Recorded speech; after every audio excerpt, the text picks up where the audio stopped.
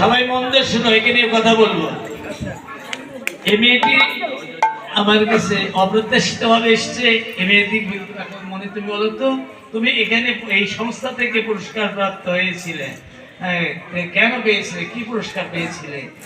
আমি এখান থেকে পুরস্কার পেয়েছিলাম, গোটা বাংলাদেশ ব্যাপী একটা প্রতিযোগিতা হয়েছিল গীতা পাঠের, সেখানে অনলাইনে ফার্স্ট হয়েছিলাম। বাহ বাহ বাহ, কি সবার মন ধরলো?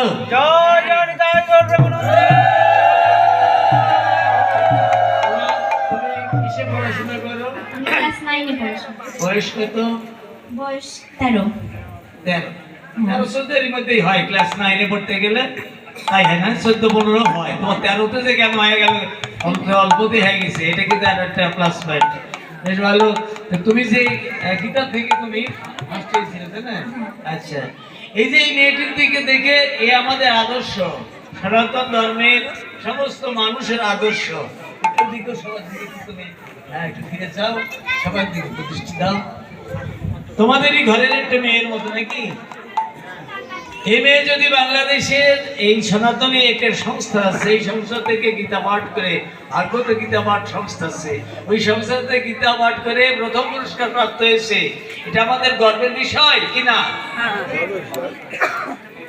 তাহলে এর দেখা দেখি, এই যে ছোট ছেলে মেয়ে, এই যে তোমরা দেখো, তোমাদেরকে আগামী দিনে তোমাদেরকে গীতা পাঠের কোন ক্লাসে পড়ো?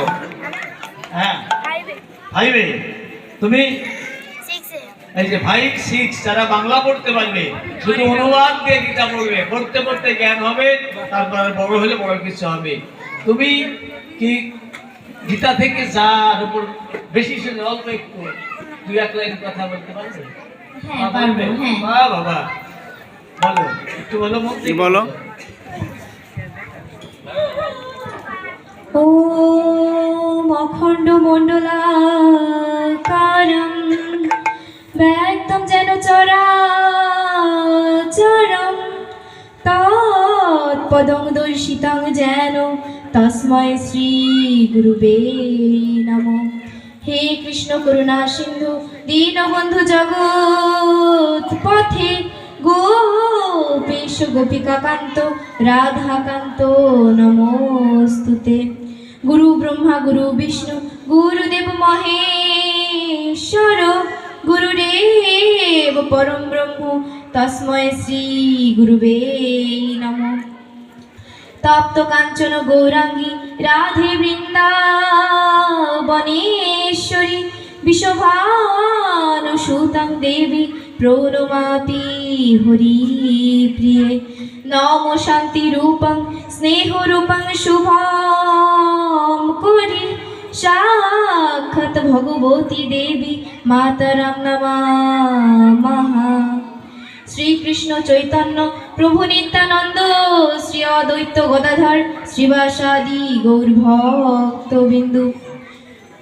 জয় রূপ সনাতন ভট্ট রঘুনাথ শ্রীজীব গোপাল ভট্ট দাস রঘুনাথ। হরে কৃষ্ণ কৃষ্ণ কৃষ্ণ হরে হরে, হরে রাম রাম রাম হরে হরে। ওম তৎসৎ, ওম তৎসৎ, ওম তৎসৎ। আমার সামনে উপবিষ্ট আমার সকল ভক্তমণ্ডলী মা এবং বাবারা, সকলের চরণে জানাই আমি শতকোটি প্রণাম। এবং যাদের অমর আশীর্বাদে আপনাদের মাঝে আমি দুটো কথা বলতে পারছি, তাহারা হলেন আমার মাতা পিতা, তাদের চরণেও জানাই আমি শতকোটি প্রণাম। আমি এখানে গীতা পাঠ করবো, এই গীতা পাঠের মধ্যে কিন্তু অসংখ্য ভুল হবে, দয়া করে নিজ গুণে ক্ষমা করে দেবেন। প্রথম অধ্যায়। ধর্মক্ষেত্রে কুরুক্ষেত্রে সমবেদা যুদ্ধোৎসব মামকা পাণ্ডবাশ্চৈব কিমকুর্তব সঞ্জয়। অর্থ: ধৃতরাষ্ট্র জিজ্ঞাসা করলেন, হে সঞ্জয়, যুদ্ধ করার সমাবেশে আমার পুত্র পাণ্ডবপুত্রেরা তারপর কি করল? আমি একটু বর্ণনা দিলাম। কুরুক্ষেত্রের ময়দান। কুরুক্ষেত্রের ময়দানটা কি? কুরুক্ষেত্রের ময়দান হলো আমাদের এই সংসার জীবন। কুরুক্ষেত্রের ময়দানে লড়তে গেলে কিন্তু অস্ত্রের দরকার। সে অস্ত্রটা কি? হরিনাম। হরিনামের মাধ্যমে কিন্তু আমরা এই সংসার জীবনে যুদ্ধ করে মোক্ষ লাভ করতে পারি। আমাদের 84 লক্ষ জনি ভ্রমণ করার পরে মানব জন্ম। আমাদের এই 84 লক্ষ জনি ভ্রমণ করে এত কষ্ট করে মানব জন্মে আসতে হয়েছে। তাহলে যদি আমরা হরিনাম না করি, ভগবানের জন্য এসেছি, তার নাম যদি না করি, তাহলে আমাদের এই মানব জন্ম বৃথাই রয়ে যাবে। ওম শান্তি, ওম শান্তি, ওম শান্তি। একটা ভজন হবে, একটা ভজন? জয় রাধে। আচ্ছা, জয় রাধে। আমি একটু ভজন করছি। আচ্ছা করো, একটু। বাজি করবে? হ্যাঁ, একটু খোলটা ধরেন। নিজে বাজি করবে? করো, যাও, সমস্যা নেই। এই যে হারমোনি বাজাবে? এই মেয়েটি বাজাও। একটি ভজন সঙ্গীত আমাদের উপহার দেবে। আমি জানি সবার ক্ষুধা লেগেছে।